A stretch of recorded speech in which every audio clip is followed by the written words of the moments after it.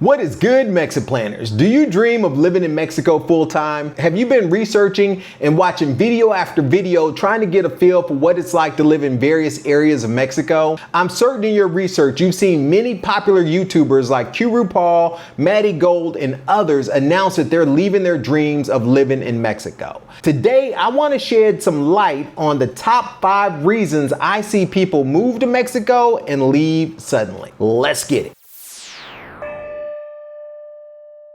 The 5th reason I see people leave Mexico early is finances.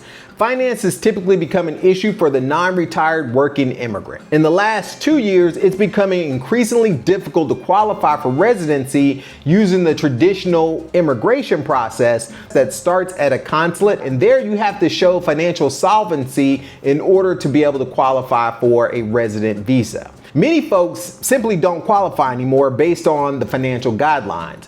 Furthermore, the strengthening of the peso against the dollar, competition for housing in popular cities like Merida, and the post-pandemic shift away from remote work, many immigrant families find themselves forced to reconsider their moves to Mexico and head back to the US. The number 4 reason I see expats leaving Mexico is the lack of community. This is an area that I think is very underestimated when people are planning their exits. It's hard to move abroad, struggle with the language, and make new friends. Many folks move here from their hometowns in the States where they have an established network of family and friends.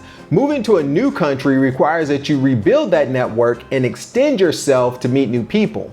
One of the biggest mistakes that I see here in Merida is that people will move to isolated areas outside of the periférico like Cholul and Cancale because that's where the affordable housing is. I've seen it a number of times where people will complain of not knowing anyone. I've even introduced folks that live in the same area mere blocks away who didn't know one another beforehand because their paths never overlapped. One of the best things you can do before moving to Mexico or wherever you plan to be abroad is to get involved with Facebook groups and WhatsApp groups before moving to that new city. You're also going to need to be intentional about hosting or meeting new people.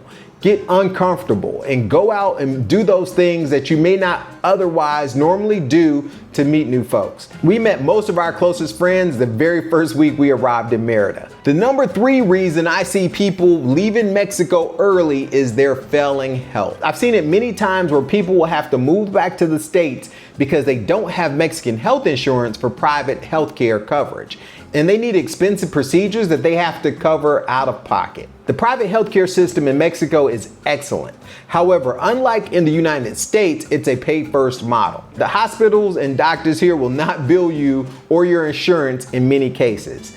They want their money up front. And this is why people are forced to leave their dreams in Mexico in order to get adequate health care.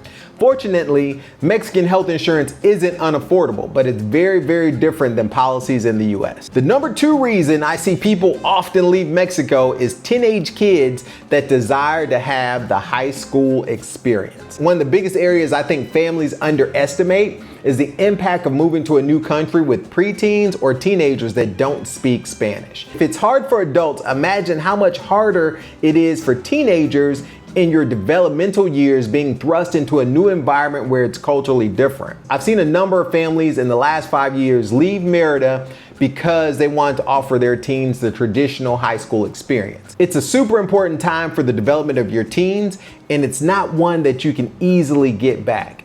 I definitely coach parents of preteens to think about this stage of life before they move abroad. Even for us, we waited until our oldest daughter graduated high school before we left to move permanently to Mexico. And the number 1 reason I see families leave Mexico early is for the care of aging parents. RuPaul mentioned this very reason in his latest video, but he's not alone. It's crucial that you understand the desires of your parents and how things might unfold before you move out of the country. This may be a tough conversation, but will your parent want to make the move to Mexico with you? What does elder care look like here in Mexico?